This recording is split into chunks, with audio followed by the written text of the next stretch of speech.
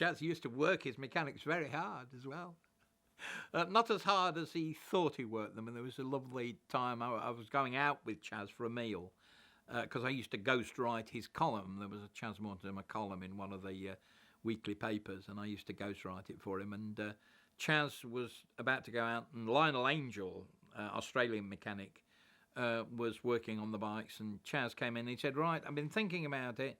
He'd got two 250 Yamahas. He said, I want the engine out of that one in there and the front forks from that one in there.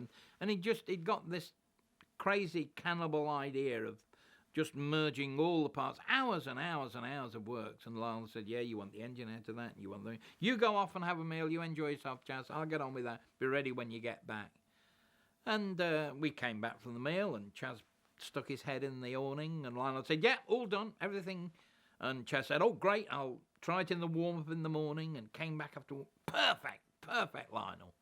And Lionel said to me, he said, he must be joking. He said, I've done nothing. It's exactly the same as it was before. But it all in the mind, you see. But Chaz was better off than most. He had a mechanic.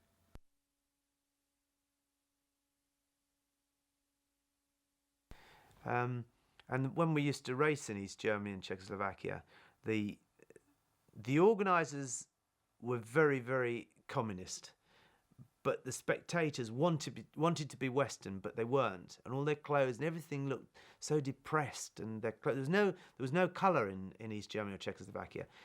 There was nothing for the people to do. They couldn't get Western television, so therefore the crowds that you used to get in Brno in Czechoslovakia and Sachsenring in East Germany were unbelievable. 300,000-400,000 people were quite normal.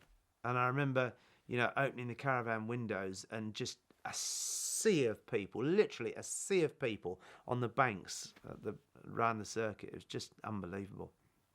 Like a pop star. Yeah, in a way, but they couldn't get in. They weren't allowed in.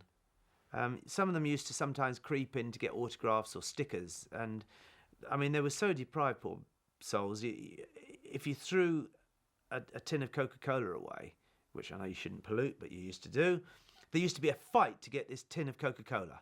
Quite literally a fight of people, just because it's Western. It's got some colour, it's got some red on it. And stickers, I mean, it's terrible. We used to throw stickers over the barriers for the people. And they literally used to get into physical fights to pick up a sticker. They were so deprived. I mean, it's been, since the walls come down many years ago, it's just the best thing.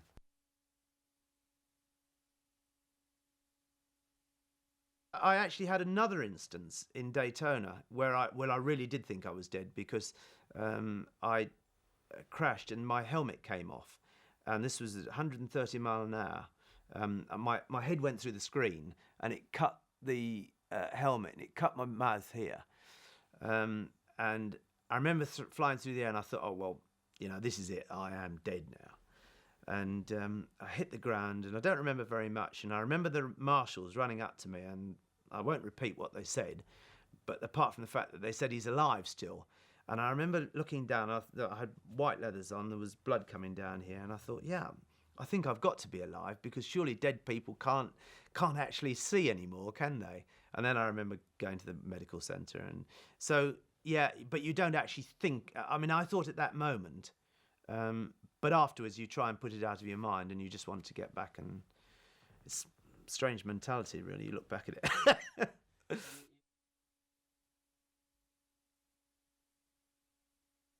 Well, I met my wife in 68 at Nürburgring, and I was racing in Norton those days, and I was very proud for the race because I was the fastest private rider, and Reynolds Chains gave me a new chain for the race, and that was something really important because it didn't cost anything.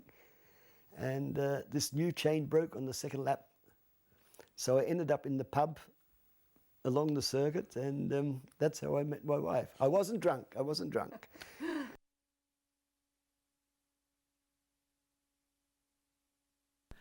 The picture always with Phil was psychological warfare with the opposition.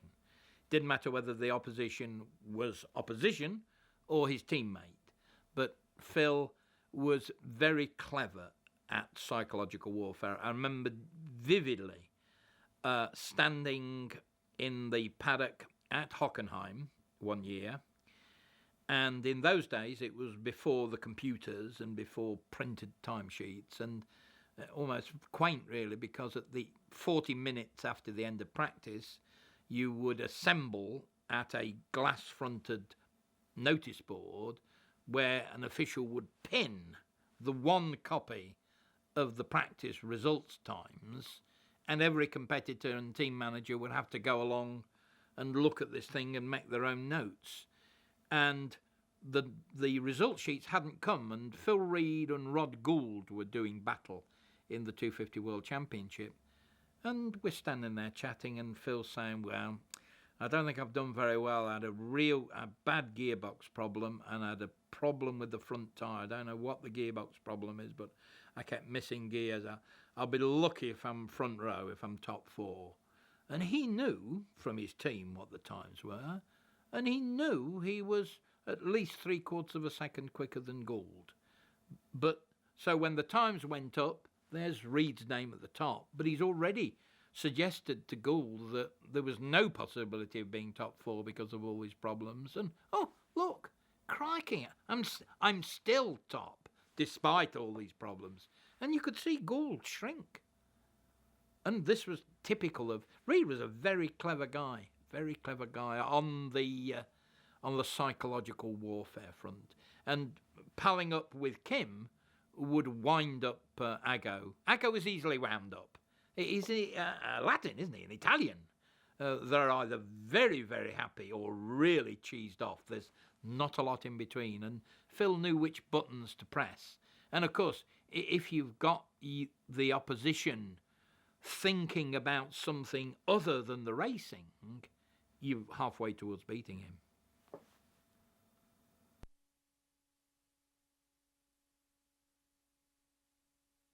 No, I remember with when we were racing MV Agusta, I was racing with Agostini in '73. We were racing at Continental Circuit, and I arrived at the hotel, which was on the Ile de Bendor, just a small island off the coast of the south of France, where you go on a little ferry boat, and I mean, beautiful. I mean, incredible. I mean, that was the tops, you know, like 5-star.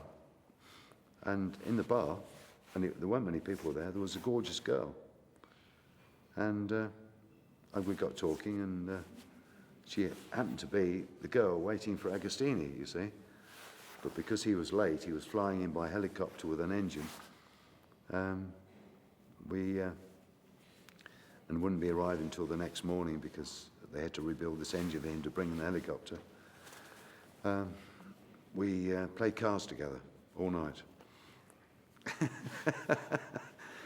And no one ever told Agostini.